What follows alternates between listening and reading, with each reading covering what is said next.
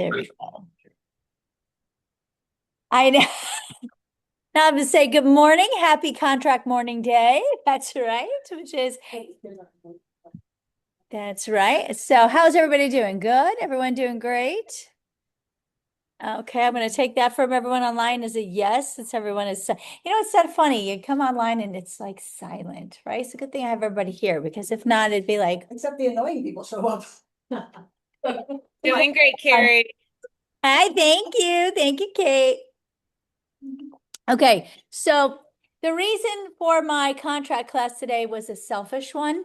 I was stranded in the airport in Houston all day. They canceled my flight due to what's it? Contaminated water. What is that? E. coli in the pipes.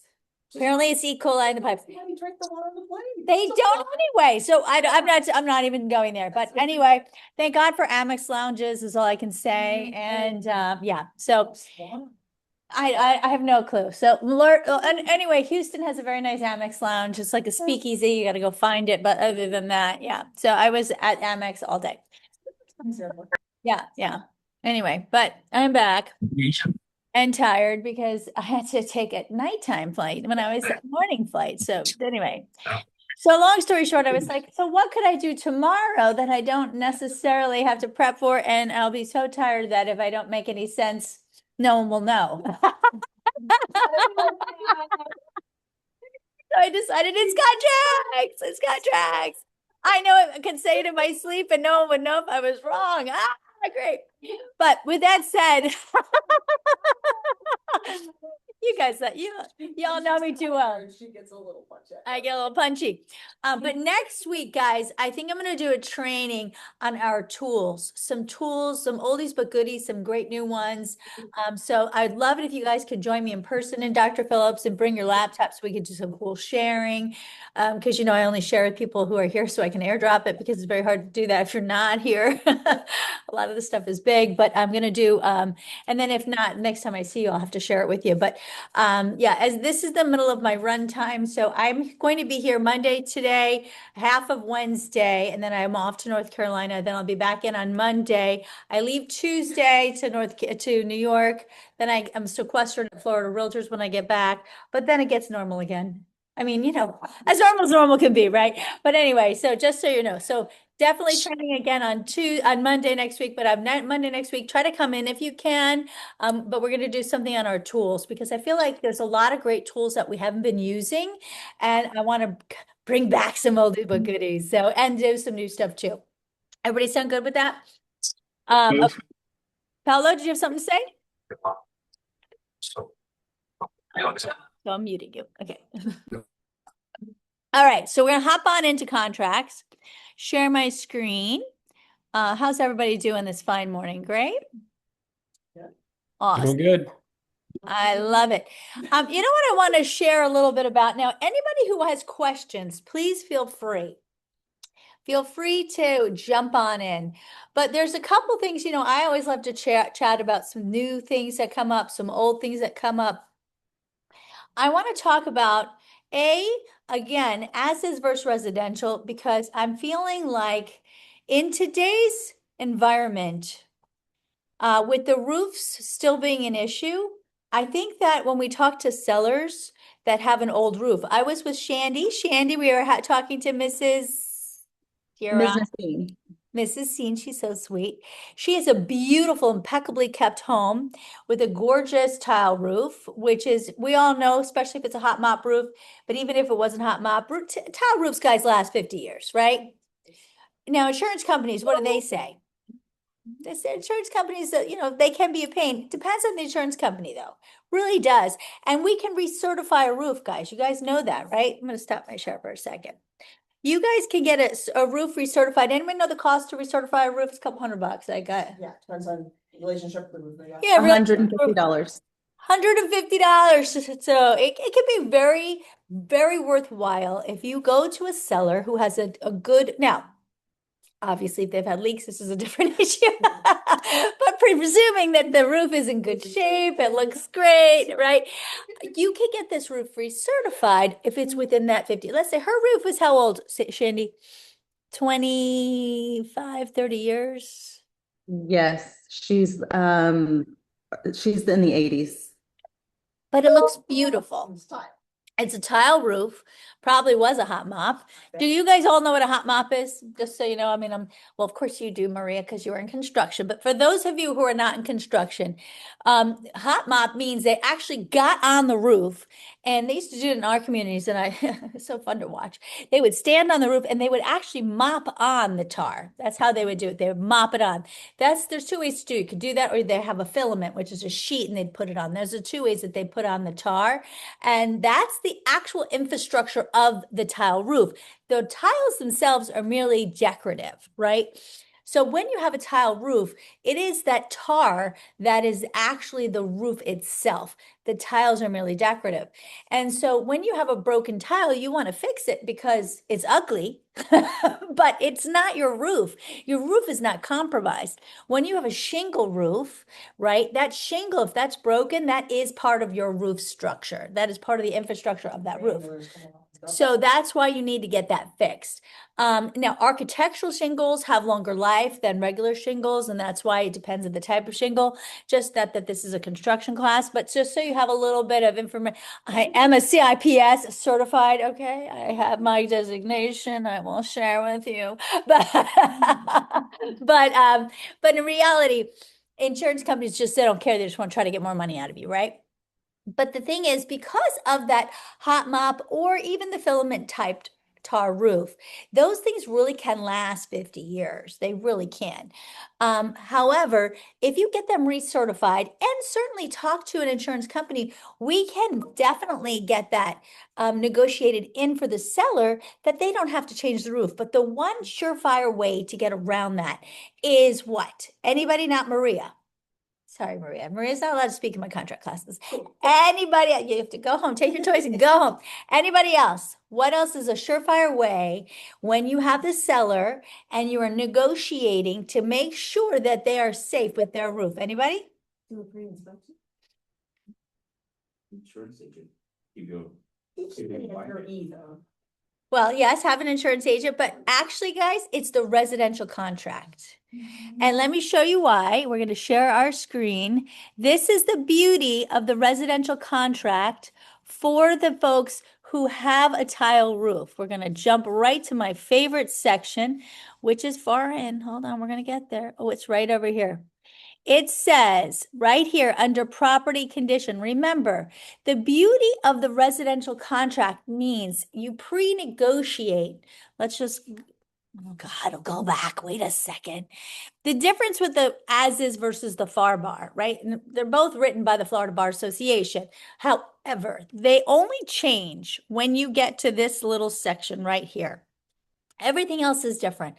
But in the residential contract, you pre-negotiate how much the buyer and seller are going to be expecting the seller to pay for general repair items, wood destroying organism treatment and repairs, and anything associated with the cost to close out or get permits. That's the thing. So if they never, let's say they had a kitchen put outside and they never permitted that. Oh, did we have that? Yes, we did, by a builder who knew that they never should have had it and they had to take that down.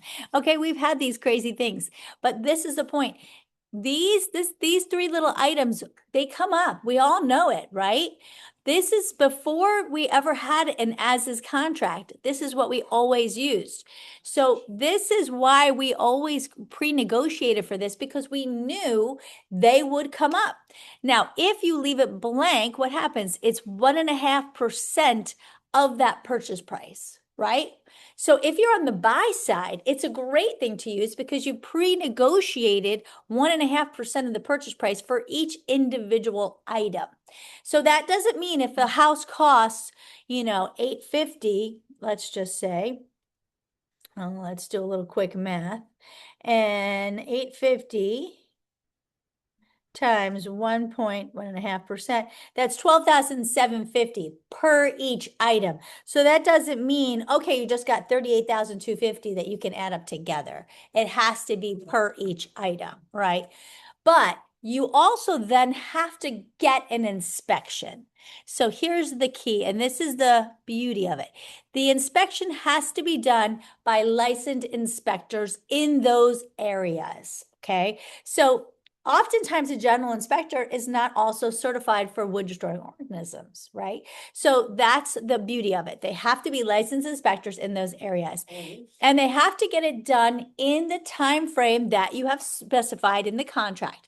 Now, the other thing is this. Let's say you say your inspection period is 10 days, right? In an as-is contract, you have to have everything done and closed out within 10 days. Why? Because it's as is.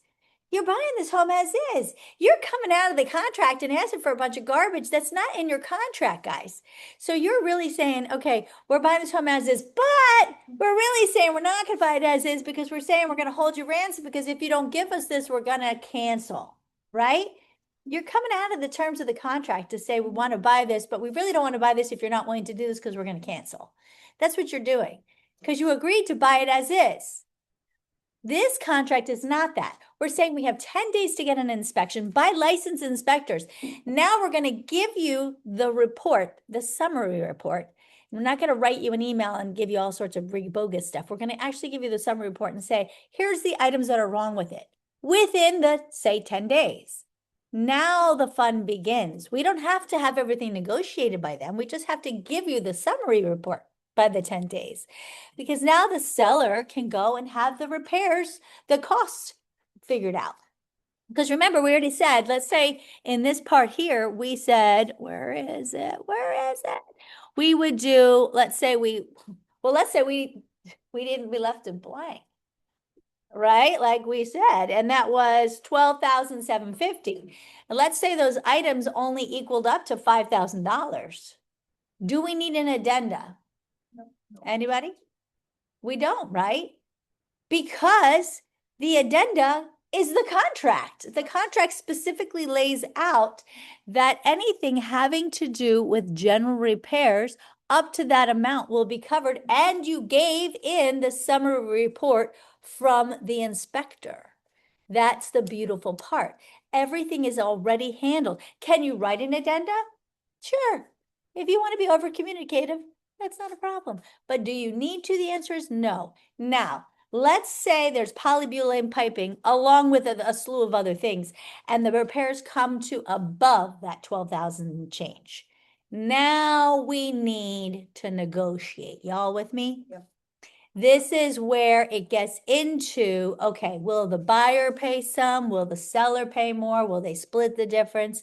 That's where we get into that same negotiation situation. That's where we will need an addenda. This is also, we can agree instead of the seller taking care of those items, that there will be a credit. That can happen as well, okay? But this is the part where some addendums will become necessary and we will need to agree. But that is the only time. So the beautiful thing is the seller will not become obligated to expend more than even the 1.5%, right? Or you could have capped it. And this is the beautiful thing. You could have said up to $2,000. Or up to zero if you wanted to do that. I never recommend zero because there might be a GFI that costs, you know, something or $2 and you're stuck getting out of a contract, you know, when you could have been. So I always recommend put at least $100 or something here because it could have been something so silly and minor and you've just given the buyers an out, because there is no cancel for any reason clause in your residential contract. But if you write zero, there's very likely the inspector can find something for even $5 that can get them out, because just a $5 GFI or something can get them out, right? But if you put up to $100, more than likely any silly little thing you can get covered under $100, right? But if there's something bigger than that, obviously now we have that conversation. Does that make sense, guys? So I always say, even if they're like, we had a situation in Ocala once with an advisor, and she was dealing with attorneys, and they were very adamant. We want an as is. We don't want, we're selling our home as is. And she said, well, think about the liability with the as is. They're just putting the home on basically layaway kind of saying, maybe we'll buy it, maybe we won't, but they can cancel for any reason. They're the ones in control. If they're having the residential contract, you're in control. They cannot cancel for any reason. If you think your home is so fabulous, just say, $100 on each item, or, you could say zero, but if you do, and it comes back a little bit, you're kind of out of luck with that. So just say a little bit of money, and that way you're covered for little incidental items, right? That's right. Exactly, whatever, but you're covered for anything little minor. And they loved it. And so they switched to the residential contract, and they told her she should become an attorney. It was very cute. She said, actually, it was my broker. I love that you don't have to deal with a lot of the cosmetic BS that comes up in the as is too. A lot? None. We're gonna go over that. Yeah. This is so important to do in the beginning because Mhm. I lost my very first listing, 43-year-old tile roofs in Williamsburg. Mhm. The guy who came with me, my team lead said, oh, it's fine. It wasn't fine. Insurance wouldn't cover it. So my seller said, I'm gonna put on a $40,000 roof and then increase the price by 40K. And that was a nightmare. She ended up selling with Open Door. Yeah, this is what happens. And then they put a new roof on and sold it for market value. Exactly. So the other thing I want to show to you, again, property condition, let's go through. It does not count for cosmetic condition. And what exactly is cosmetic condition is not all listed here, but I think we all have an idea. But it says, and this is where it gets really important for roofs. But the following items shall be free of leaks, water damage, and structural damage. So ceilings, roof, including fascia and soffits, exterior and interior walls, doors, windows, and foundations. I think that's fair, guys, right? But this also means that if you have an investor special, you cannot use a residential contract. That is why there are times that we need an as-is contract, right? If you have a blower upper, it should be on an as-is contract. Does that make sense? That is the point of why we have both contracts. There is a point in time for everything. However, the above items together with pool equipment, non-leased major appliances, heating, cooling, mechanical, electrical, security, sprinklers, septic, plumbing, machinery, seawalls if you have them, dockage, watercraft lifts, and related equipment are and shall be maintained until closing in working condition. Sometimes people forget that they have to maintain. There's also another section on both contracts that state you have to maintain your home and everything in it until in working condition until closing. There's another section in both contracts. However, moving on, this is where it gets fun. Torn screens, including pool and patio, fogged windows, and missing roof tiles or shingles shall be repaired or replaced by seller. Because think about it, a missing roof tile, as we just said, that tile needs to be repaired or replaced because it's part of, even a tile, it looks bad, right? You have to replace that. But that doesn't mean that you have to redo the roof, right? Let's continue. Now, the seller is not required to repair or replace cosmetic conditions unless it's a defect, right? And let's go into that. So what is working condition? Well, that just means it has to work the way it was designed to operate. So cosmetic is aesthetic imperfections, right? And it doesn't affect the working condition. So here's a list, but it's not all of them. Pitted marcite tears, worn spots, discoloration of floor colorings, wallpaper, window treatments. I love this. Nail holes, scrapes, scratches, dents, chips, or caulking. If we get one more picture from an inspection of caulking, right? Caulking in ceilings, walls, floor tiling, tile fixtures, minor cracks in walls, floor tiles, windows, driveways, sidewalks, pool decks. How many pictures of cracks do you get in the floor tile and the exterior everywhere, right? Everyone thinks it's some kind of structural issue because you get some cracks in your tile. I'm sorry. Oh, God. So the garage and the patio floors. Now, cracked roof tiles, curling or worn shingles, or limited roof life shall not be considered defects the seller must repair or replace, as long as there's no evidence of actual leaks, leakage, or structural damage. That one sentence right there is so imperative. If you have a seller who has an old roof that is in good condition, why you want to use this contract. Does everybody understand where I'm coming from with that? Now, here's the problem, guys. I'm going to say this with love in my heart. How many agents out there? We have what, 18,000 realtors in Aura. God knows how many in Rousk, probably about 5,000. And maybe or maybe that's Oscar, maybe Rousk has another 3,000, 3,500. I don't really know. How many of them actually know this contract?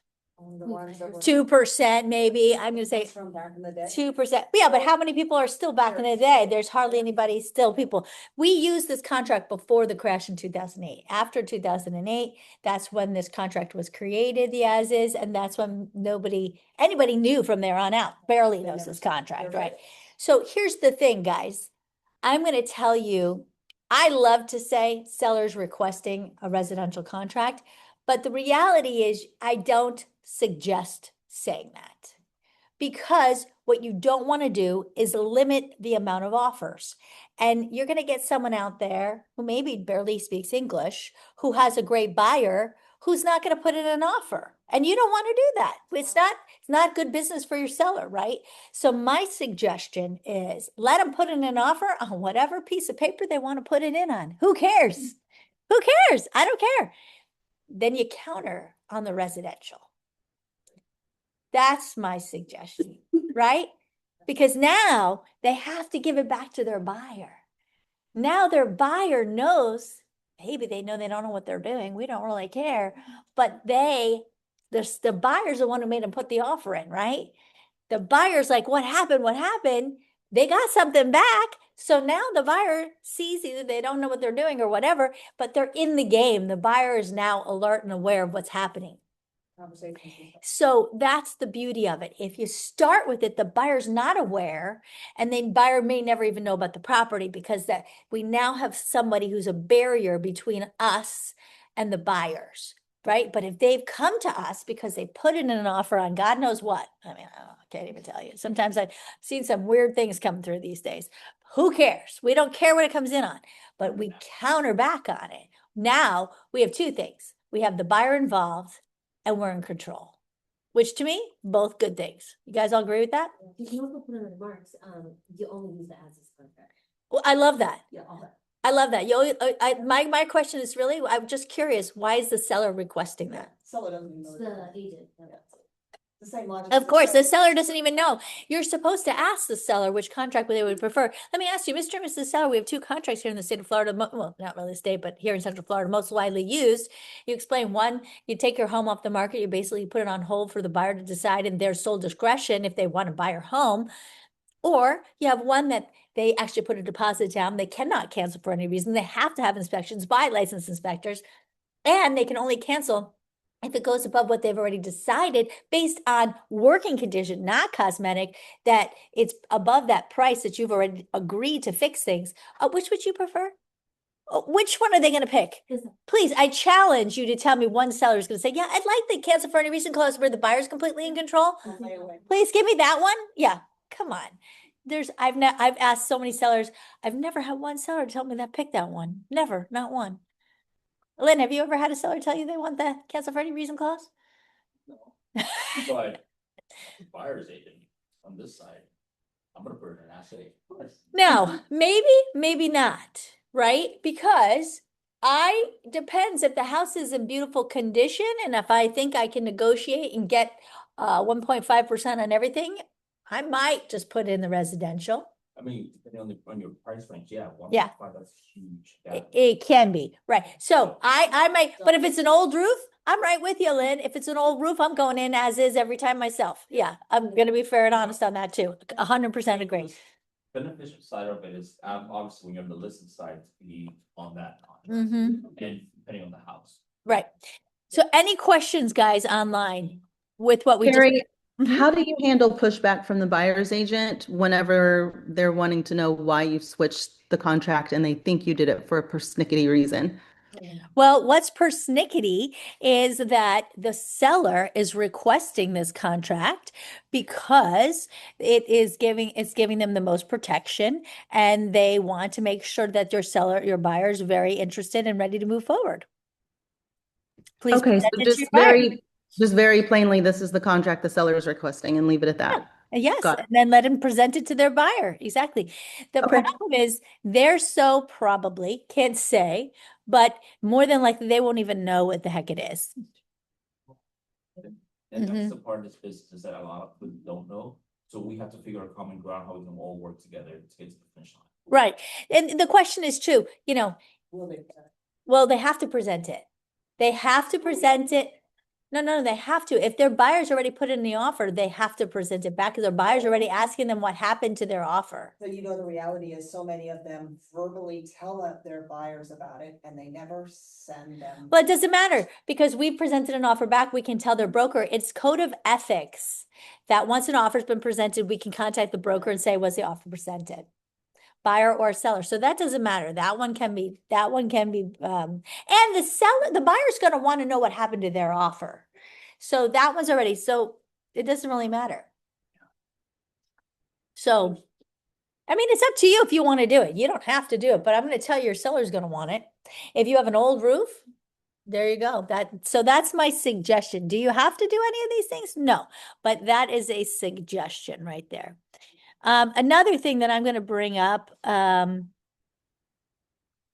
we're going to talk right about here is the kickout clause. Let's talk about the kickout clause real quick because this has been coming up a couple times and I don't think people quite get what the kickout clause is. So everybody see here, kickout clause. It is, See, that's that a lot. yes. That's why we're talking about it. X right here. Thank you. Kickout clause. Now, it doesn't matter which contract you're under. And I want to point this out too, because it's so funny. All right. You know who is not allowed to talk? A couple of you.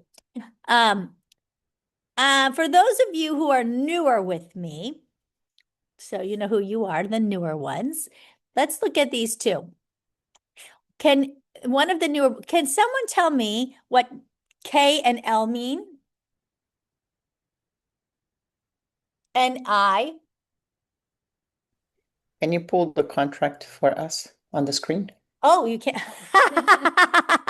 Oh, you want Thank you, everything, Jules. I Jules. was like, I don't even know. Wait, I gotta see what you're talking about. Oh boy, oh boy. There you go. Can you guys see now? Yes. I, K, and L. Can anyone share with me what that means? It's the reserve. You're not allowed to say, Maria. You're not allowed to speak. Anyone tell me what that is? Anybody? Carrie, no? Is that the one for the attorney, Carrie, or Mm-mm. no? Nice So try. no. Thank you for playing, though. I love that. I've never seen it checked. Anybody else want to give a stab at it? So I will save everyone from their misery. You know what it is, Flavia? Okay, well, here we are. We're in an as-is contract. We go over to the Florida FAR bar. What that is, guys, these are the exact same contract, except remember, one has been turned into an as-is version of it. The other one is the full-blown version of it. So on the as-is, basically what they've done in the full-blown version is they've added the K and L are the right to inspect and the as is. So basically, they have taken the regular FAR bar and they've added two addendas to turn it into an as is contract. So that's why on the as is here, they're reserved because why would you add two addendas to make it what it is, right? It wouldn't make sense to add an as is addenda or a right to inspect addenda to an as-is contract because that's exactly what the as-is contract is. Does that make sense? But what is really weird, and I just thought I'd bring it up for fun, because both of these contracts were from 226, right? In the Florida residential, it's a mold inspection. But it should be a mold inspection here. And I think that they missed it when they did the update. Isn't that weird? I know. I just thought that They was, didn't add it to the body, so yeah. it's weird. They just missed it. Yeah, Uh-huh. So what happens is when they have a difference, they put reserved there. So I think they're must holding it for the next release of the next update. But this really will be a mold addenda here, just so you know. Isn't that interesting? So yeah, I know. I just was trying to see if anybody caught that. Having mold in it, right? So No, just so you don't- no, because it's Florida, so there's no mold in Florida. Yeah. Yeah, yeah. Anytime there's a lawsuit, guys, they add new, because there's a mold section in this contract. There's actually a mold addenda now because there's just been enough lawsuits that they decided to make it a whole separate addenda for it. But yes. So, but yeah, so that, but that's why. So, but what I'm going to tell you in the Florida residential contract, don't ever, if you are representing the seller, allow either of these to sneak in, the K or the L. Never accept them. Because what is the point of using the residential contract and letting it turn into an as-is contract? The whole point of using this for your seller is to have the strength of the residential contract.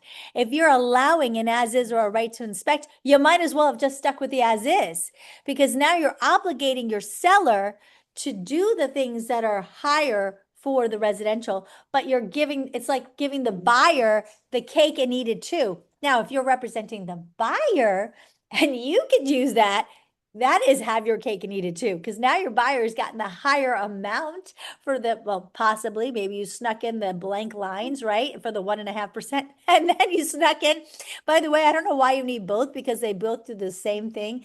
The as is and the right to inspect, they basically give your buyer an out, both of them. So, What's the guarantee of the amount of the dollar? yeah, It's so, enforceable though, if you have the addendum, because then let's say they just check it and then they don't actually put. oh, no. You can't just check a box. You have to include the addenda as well.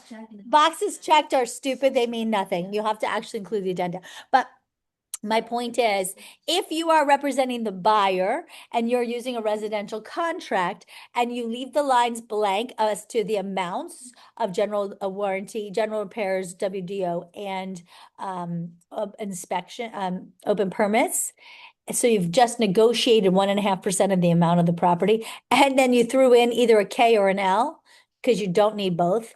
You've now effectively gotten, have your cake and eat it too for your buyer. I mean, you are the hero of all heroes, I'm just gonna say. You know, next time I run into one of those really special listing agents, I could try that just for fun. and see You if should. they do You it. should. Fun. So if you're on the buy side, pull that all day long. That's awesome. Thing that I add, my friend. Yeah, yeah. But if you're on the sell side, do not ever allow either of those, because what was the point of using that? You follow me? Because it just negates the whole point of having this contract. Does that make sense? Because you just gave them the out to cancel. You counter and say, we're not accepting that, take that out. Yeah, you don't accept it. Remember, just because you've gotten a contract, and let's talk about this a second too, because there's a lot of confusion on this. Lots of confusion on this. I want to clarify this one other time. Carrie gives me a contract, a residential contract, and she gives it a residential with a as is a K or L, which I think is a K. Okay. And we're like, I love that you sent in a residential. Very cute that you tried to put in an as is. So we do not accept the K. I send it back. I like everything else. I just don't like that. Are we on the same contract, guys? What do you guys think online? No.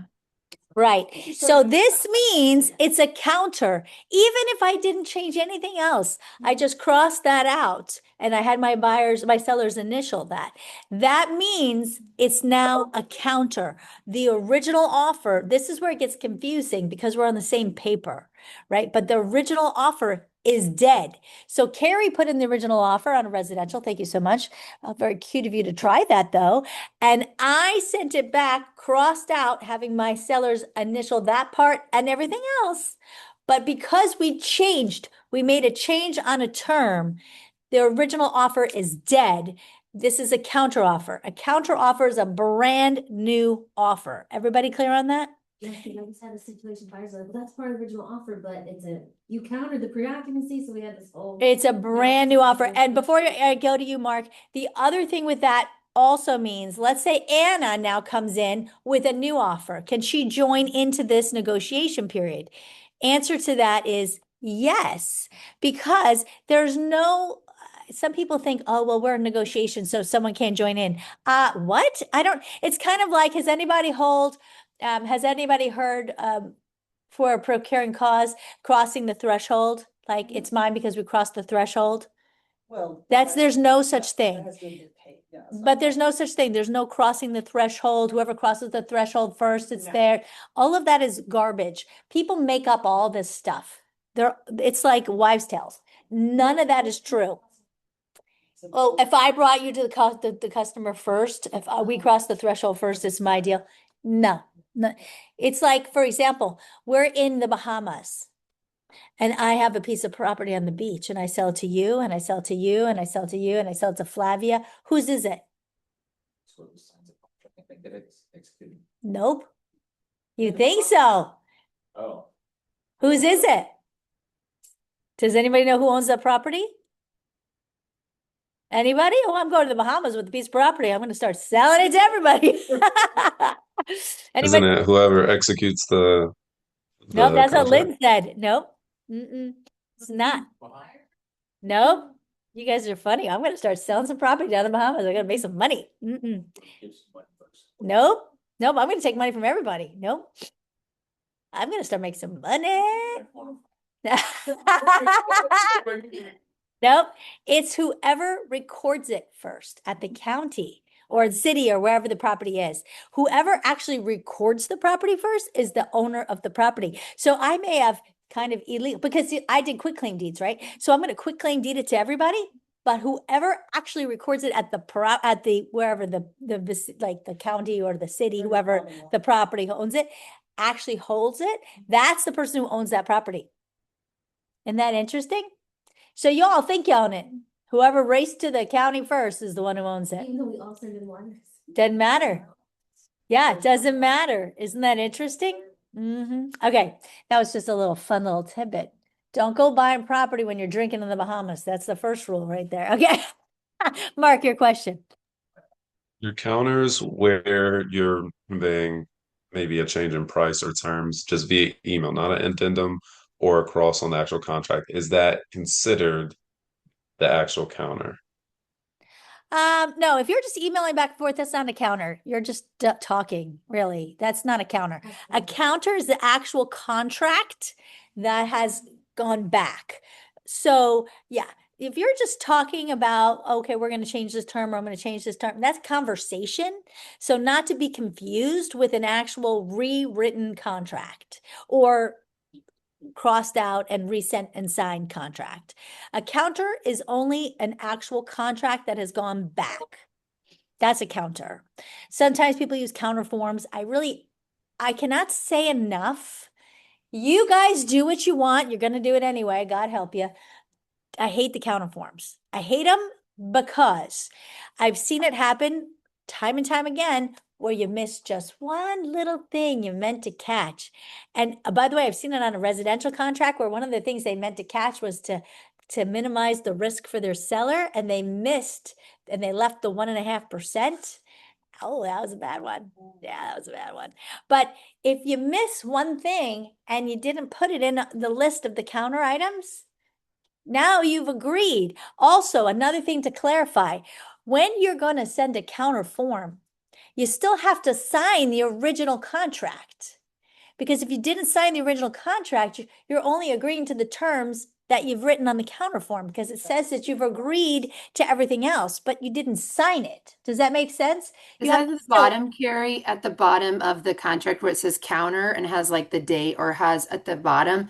So even if you're slashing in red the things you don't agree on, do you still need to fill out the bottom where that says counter, even though you've had it initialed what's been changed? Yeah.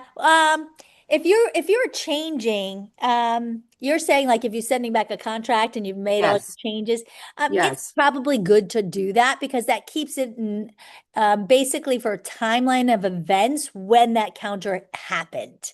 It's really more Okay. for timing. You know what I mean? Like when was Okay. the original? When was the counter happening? I'm a little bit of a freak here. I like a clean thing. Me So too. if it's me, I prefer to rewrite the damn thing and send it Mhm. back. I Especially if it's financing, you want it clean going into the underwriters. I But I've know. always questioned that bottom where it says counter, when really I just slash out the things and have my I buyer know. initial it and send Yeah. it back or whatever. Yeah, but the Or counter decide thing, the point of that is so that you know when it's what you're happening. changing. Yeah. Yeah, it's to keep track. And there's actually a counter offer form, which I really hate. Yeah. But the counter offer form, it just can get confusing because if you missed something, Mm. now you've agreed to it because you didn't put it in there. Okay, so you don't have to do Fine. anything on that part at the bottom. You just have to, the initials on a DocuSign would have the timestamp on it anyway. Yeah, yeah. And when you it send would. it back, so you don't have to. Okay, all You right. don't have to. It's better if you do, but you don't have to. No. Okay. But in reality, guys, if it's in my perfect world, which, I would love to have my perfect world, but let's be honest, I don't always get my way. I would love if you are the one going to send back the counter that you rewrite it. Only because that's when you're in control, right? Because when you're rewriting something, you're thinking through the entire deal and the way that your seller or buyer, whoever you're representing it, wants it, right? And when you're just countering something, you're crossing things out. It's very easy to miss something. And it's always the one thing you miss always ends up being a big deal. You know what I mean? You can also correct a lot of little housekeeping issues in there, like. Yeah. they'll Like, say, oh, the time, oh my God, this is closing on a Sunday or whatever. Like, it's "And just like maybe little you silly have things. little thing, Mm. customer speaker." I mean, So maybe. I just, yeah, also, by the way, who wants it on the like the other agencies, head, they always put it on their header. Do you want it on their header? Not necessarily. I'd rather be on mine. My issue was what I was telling Maria is when I get an agent and then they take out 2 pages and then they take a picture of it and then they scan it. And then by the time you get it Oh my back, God, I hate that. I hate that when they remove pages and then they're throwing a page in. What is that about? Right. Let's just be clean. This is contracts for God's sake. Attorneys would never do that. Not that we're attorneys, but Jesus, Lord above, right? I know. Next Can one. we just be professional? Exactly. Yeah. So with that said, Go figure. okay, so there's some clarity on that. But anyway, that's my little pet peeve on the counter situation. Okay, so let's go. I am going to talk about this for the 50,000th time, but I'm going to continue talking about it because it needs it. Can we talk about this little beauty section right here? All right, compensation. We're going to have a little conversation about it, just a little brief one. First of all, there still seems to be just a tad bit of confusion, not necessarily by us, but definitely out in the industry. In the industry, there's a whole hell lot of confusion. There's a lot of confusion. But the reality is, number one, I want the newbies in the group. Can someone tell me what the point of the GG is? The GG is when the compensation still hasn't been agreed upon, or they just tell you, just put it in with the offer. They're not gonna tell you, oh, the seller's offering 2, 1, 3. Very well said. Carrie said that GG is when the compensation has not been agreed upon. Can it stand alone, Carrie? No, you have to have it within with the FF or EE, right? There is no EE, but I loved that. It would be nice if it actually had an EE, but yes, it has to be with the F, but not the FF. I wish that there was a name for it, but you're right. It has to be with something. But here is your problem, and you're 100% right. It's not there. Oh, yes, with the compensation agreement. Exactly. Yes. And that is where the first problem lies. Yes. It has to be with the seller's or seller's broker to buyer's broker, which is not listed on the contract. Put it in, 'cause I just get the Exactly. I just get the compensation. So you just basically verbalized exactly where I think a lot of the confusion is. Well, you obviously don't have, you are way above the curve because you understood what most people don't. But you've also verbalized what the confusion is because you already understand that the GG does not stand alone. Most people don't. They just check GG. Some people don't even include GG, or sometimes you actually get a GG, but the GG doesn't stand alone. But here's the other problem. It has to go with a form that does not include it with the contract, which is like so confusing, right? Like, I don't know what the Florida team has thought with that.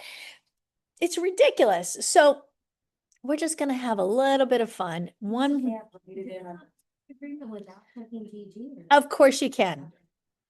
And this is where we're going to have a little fun looking at it. It's already.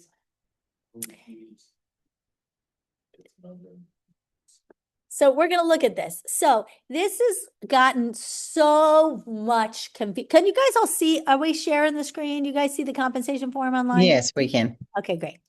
So much confusion has been caused over this form. I think for a multitude of reasons. I'm going to say number one, how many times has it changed? About 50 billion. I don't know, maybe 50 billion and one. I don't know. I'm not sure. Number two, this is not included in the contract, but you have FF included in the contract, right? So let's just for fun, let's download this. All right, we're going to open that one.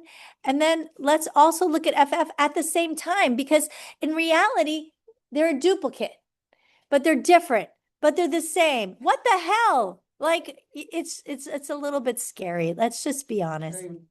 So much fun. Yeah, it's just so scary. We can replace pay. Yeah, credit to buyers. Credit to buyers. Oh, there it is. I think some agents Okay. think GG is their grandmother, like Nona, grandma. Fire download. We're gonna open this one, and let's open the GG while we're at it, shall we? Shall we? Oh, Lord, help us. People don't know. People have no idea. Notice it's not in the MLS for a long time. Agreement. Well, it feels like if you don't offer full time, you're not getting the full. That's how I can do whatever they want. It's in the news, you know. Why is GG not showing up? Oh, when you only sell one house every 5 years, I mean, they're really not every day. I just didn't notice. Mhm. Let's look up the GG real quick. Where do we have that? Do we have that under others? One house every 35 One years. house and that's 10. Yep. And they're still using a fax machine. Carbon paper. Whatever counts, so. Do we have it under buyer? What do we put the GG under, for God's sake? I don't know. By representation. Well, it's all Under under. the as is residential. That's what I thought, but I didn't see it. But There's a gremlin that goes in and moves everything out of the homes. I know it just makes me want to pull my hair out. No, it's not Orlando. No, it's not there. It should be there, but it's not there. So now I'm going to be annoyed. It's just easier to- Is it under addendums? Compensation. No, I don't know. I'm just going to look. It's always a wild goose hunt to find everything. Or representation form. What are you looking at that? Yeah, I'm looking here, just pulling it up here. I looked under Florida Realtor Interactive Forms. It doesn't matter. Oh, I don't want to print it, but anyway, here it is. Whatever. Here we go. We got it. So we're going to look at all of them, guys. Ready? So here's the GG. Let's start with GG because GG, as it stands, only works with sellers. This one only works with this form. Seller or seller's broker to buyer's broker, right? This is the only thing that the GG works with.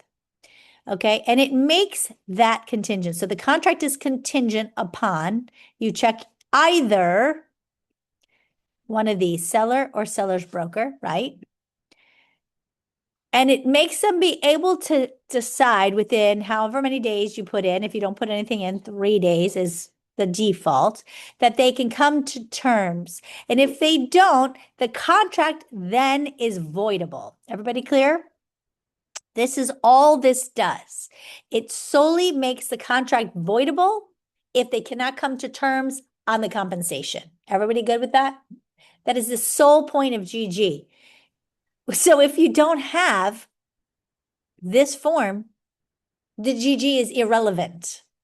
So I was talking to, I don't remember who, was so frustrated, one of my team members, and they're like, but Carrie, there's no seller, or this, they didn't include this form, which is very frustrating because they're just sending you in a GG, but they're not making it contingent upon any form. So you don't know what they're even asking for because there's nothing included.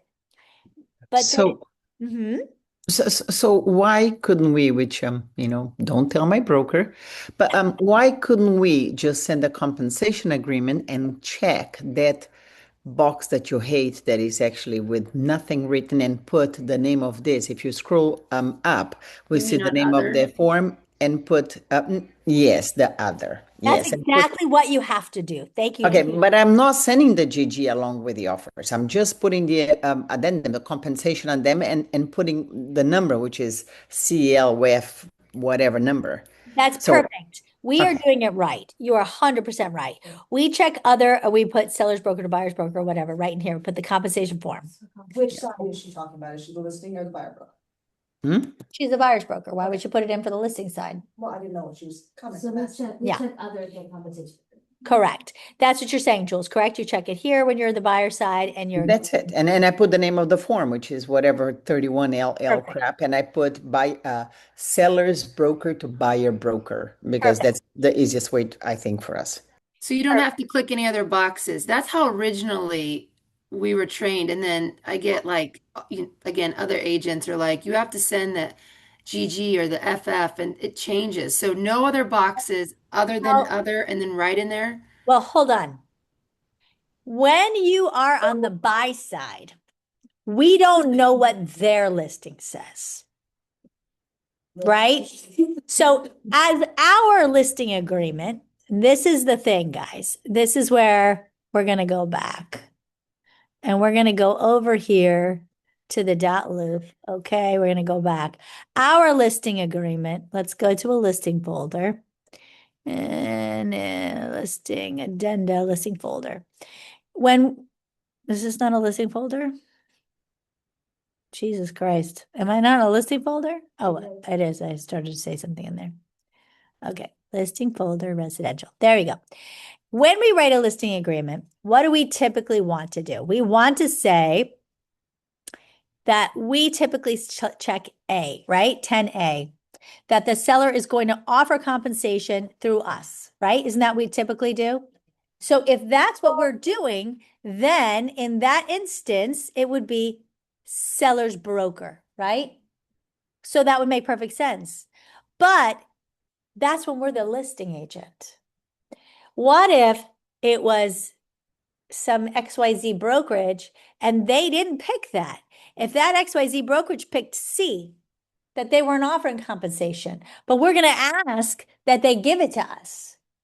Now, that one doesn't make sense. We can't go in with seller's broker because seller's broker is not collecting. We now have a choice. We could either go into seller to buyer's broker, or we can go in with the FF. Is that the tellers tell me, we'll just offer them 1% because they don't do that much. You see what I'm saying? Because the point is, when the seller has not offered compensation, or even if they have picked B, seller authorizes the broker to authorize a compensation, but the seller is going to be paying directly.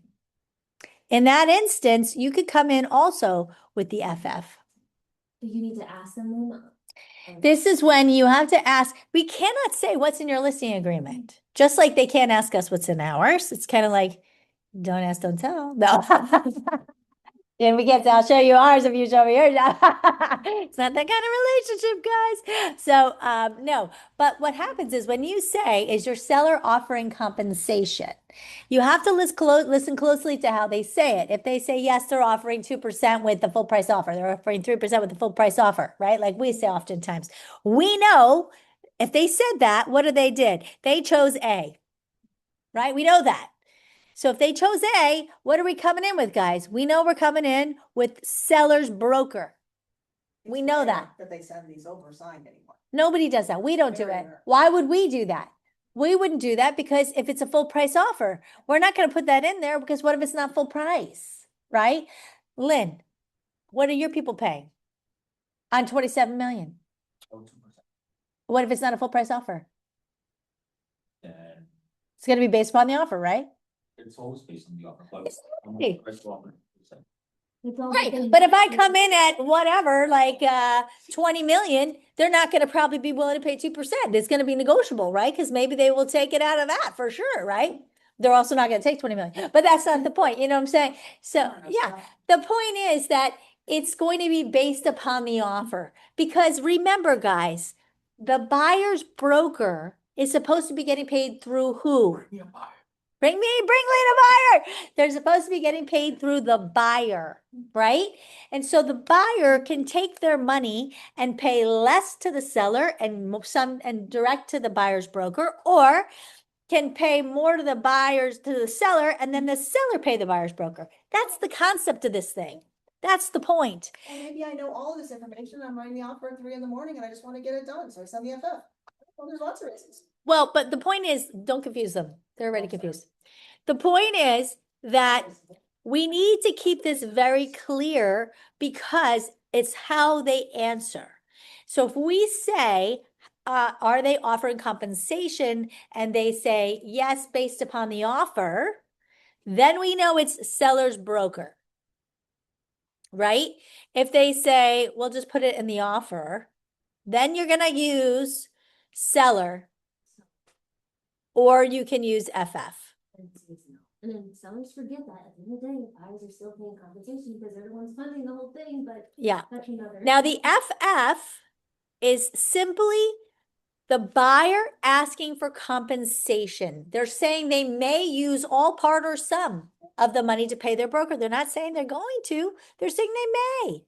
And they're saying that they have a buyer brokerage agreement with the buyer broker. So here would be Premier Sotheby's. They're saying that they're going to use blank percentage, a flat dollar amount, or it could be percentage plus. It could be you could put in here they could be also asking for the transaction fee. So you could add your transaction fee in there, the $4.95 if you wanted, which we call it administrative commission, not a transaction fee, right? You could put that on there if you wanted. But if you use this form, make sure you check right here, in case for some reason it goes above their debt to income ratio or something like that, and the lender says that we can't pay it all to the buyer, that the seller then pays the rest to you or to us, the brokerage, right, to pay you. Because otherwise it will be returned to the buyer's to the seller's lender, and then we don't want that. So this one is the one you have to check. But will the buyers question that though? They're like, oh, why aren't we getting the money back? They don't get it back. Oh, it goes to the lender. It would go back to the seller. Let's always find a way to. This says the credit will be reduced. HOA fees. It says right here, the credit will be reduced to the maximum amount the buyer will be allowed. So if you ask for 3, the buyer's only allowed 2, it only gets reduced to 2. That's what happens. Here, it's not being reduced to 2, then the seller would pay direct. So the 2 would go from the regular way, and then the 1 would go away from the seller. That makes sense. Yeah, to the brokerage, because the lender wouldn't allow it to flow through that way. It's just a way it looks on the HUD. But this is saying it will be reduced. We don't want to ever get it reduced. That's the difference. Okay. So everybody clear on that? Carrie, I have a quick question on the GG form. Let's just say we get 3% commission and we want to counter that. How would you like us to do that? So are you the buyer or sell side? Because I'm confused. Sell side. And the buyer's agent put in 3% on a GG, and we're not willing to do that. Let's just say that we're going to do 1.5 or 2. Okay, well, the GG doesn't matter because that just makes it contingent, right? Okay. So they used, more than likely, the compensation addenda. So basically, you're going to come back with your compensation addenda. That's Okay. a part of the negotiation. So a brand new compensation Yes. agreement, got it. Okay, thanks.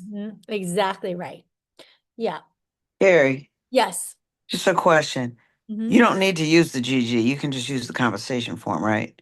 Yes, you're only going to be using the GG. Let's say you asked Lynn told you it's 2%. You're coming in with a great offer. You already know it's 2%. They agreed to 2%. You don't need. Now, if you're coming in at 3%, you're going to need that GG because you're asking for more than they've already agreed to, right? But if you're asking for 2%, they said they're going to pay 2%, you're fine. And you say they said. You called, I said, Lynn, how much are they willing to pay? He says 2%. You're coming in at 2%. You don't need to do more than 2%. If you're coming in at 3%, you already know it's more than they've said. You better put a GG in. But they said it, say they didn't say it. Yeah, but it doesn't matter. It's still incorporated in the contract. It's still a term. Okay, that's what I'm saying. Yeah, It's the but box. if it's still, exactly, but if it's still above that amount, I would definitely use the GG. It's still safer to use the GG. I would, because it's above what you already know is above what they were Doesn't going to. help. Yes, exactly. Does that make sense, guys? Listen, it's still a term in the contract. That's why the commission is being incorporated into the contract, because we as realtors are not party to this contract, right? It's between the buyer and the seller. And that's the whole point of the FF. And that's the whole point of that commission. They're deciding how to use that commission as part of that because, and that's the beauty of this lawsuit. The buyer's on the hook to pay you. See, we get in the way. I'm just going to say that with the love in my heart. We are getting in the way. If we keep it very clean that the buyer is paying us, does it matter how they're paying us? No, we're trying to help them negotiate it. But the reality is, if we keep it very clean that the buyers are paying us, we're getting our money. Okay. And then if we try to help them negotiate it with the FF, right, or however else we're doing that, it doesn't matter. But if we get too much in the way and in the weeds of this, we're making a mess of the transaction is what's happening. You see what I'm saying? Which is not what's supposed to be happening, because we're not party to this contract. It's between the buyers and the sellers. They know that they're supposed to pay us whatever they've agreed to, say 3%. And whether they want to take that out of the purchase price, whether they want to take it out of closing costs, they should make their offer reflective of that. Instead of saying, I don't want to pay you, so you better make it work in the deal. That's what they're doing. They're just making it on us. And then we're getting in the mess and we're getting in the weeds and we're allowing that to happen. We have to stop doing that. Does that make sense? My friend got stung because she was marketing, print advertisement saying my services are free. Yeah, you can't do that. Our services are not free. Our services have really never been free. And then marketing to the general public that free services. Well, she should not have been doing that because that has changed. She did for- it fine. yeah. Show up to the. She did it. I'm surprised she didn't lose her license because that's been a big deal. Yeah, you cannot say your services are free. They're not free. And that's the whole point. So do we have any questions on this, guys? I hope this has been a little bit helpful. Definitely. So basically, we're not asking when they say seller's broker, we know it's A, seller buyer's broker is B, and if they say we're not offering compensation, you know it's C. So you kind of know their listing agreement. Yeah, you kind of do. Yeah, yeah. Mhm. That's very helpful. Yeah. There's a lot of confusion. Yeah. Yes, I will. This Okay. has been very helpful. No matter how seasoned in the business we are, it changes all the time, and it's just like another clear understanding of it. But I do have one real quick question, because I'm kind of going through this right now. The residential contract, Yes. is there a part on there about mold? Like if there's where Yes. you can put, when you have these older homes, people, it's not mold, but they think it's mold. Like, is there a part on the residential, not the as is, but the This is residential? the residential right here, and it's exactly the same as the as is. So mold has its own little section of addenda. Now there is a mold addenda. Mhm. However, and that has been incorporated into the residential contract for some bizarre reason, not into the as is yet, which is totally weird, but it is here. Let me show you mold right here. Line 232, mold is naturally occurring and may cause health risks to damage the property. If buyer is concerned or desires additional information regarding mold, buyer should contact an appropriate professional. See Rider I, mold inspection. So they've changed it in here. And then, It's been coming up a lot with, and obviously there's so many different forms of things, and it's killed some of my deals, and they're not, and it's, even the inspector says it's not bad mold, but people hear that word and they get, so this is the new rider, which is not really new because it's from 2021. right, But right. this is just saying that the buyer may, at buyer's expense, have a mold inspector come, and within, it says if left by 20 days after the effective date, if they have any evidence of mold found, that they, the buyer will repair, that, that they can, the seller, blah, blah, blah, blah. Let's see. The buyer shall, within the mold inspection period, deliver a copy of the written mold to the seller of any evidence of mold damage. And if mold inspection reveals a presence of mold that requires remediation or repair at the cost that exceeds, and you have a number here, if left blank 500, the buyer may cancel the contract. So it gives them an actual contingency to cancel the contract based upon the amount of dollars that it would cost to remediate the mold. So it's not part of the three, like 1.5%. This is a whole, This is a separate contingency that can be added to the contract based upon mold. But I do caution you because mold is naturally occurring. It occurs Yes. in especially Florida because it's a Yes. very moist area. But yes, but you could add this, but I would caution you. Especially homes in Tampa that are affected by a hurricane, because we went through this with the seller paid for it to be treated. Yeah. Well, listen, these mold remediation companies, they're They out live there. off fear. They live off making people live in fear. They're one step above the solar people. Yes, I had a buyer cancel. Yeah, There's yeah, that one yeah. And everything in between. So, but I mean, well, and the other thing is sometimes they'll do these tests and they say there's spores found. Well, what kind of spores are there? Of course, there's always spores, but are they actual mold spores or are they just moisture? Most of the time it's just moisture. It's not actually mold, right? Right. And so Yep. then you have to do more testing, and the testing is very, very expensive. So this is saying that they can have tests, but this is the cost to remediate actual mold. So you have to be very careful if you're representing the buyer that you explain the cost, the tests are very expensive. So you better, if I would suggest, if you're going to do this, that you know of a company that you've talked to, that you really know what their costs to their fees are, and then you know that they're good. Because otherwise, yeah. I just think my next contract will be a residential contract on a couple of my properties because I like lately it's been people committing to something without really having to commit to anything and they cancel at last minute. Like for like the for really enhancements. They're not, it's Yeah. not, they're enhancements and they're canceling off of, we already negotiated. So I love this contract. I want to know more about it, but these types of things, I'm unclear about with that. So. Everything else in the contract is the same. Completely the same, except for one thing. And we kind of touched on it, but I will tell you, in an as-is contract, open permits, needed permits are all on the buyer. Mm. People don't realize that.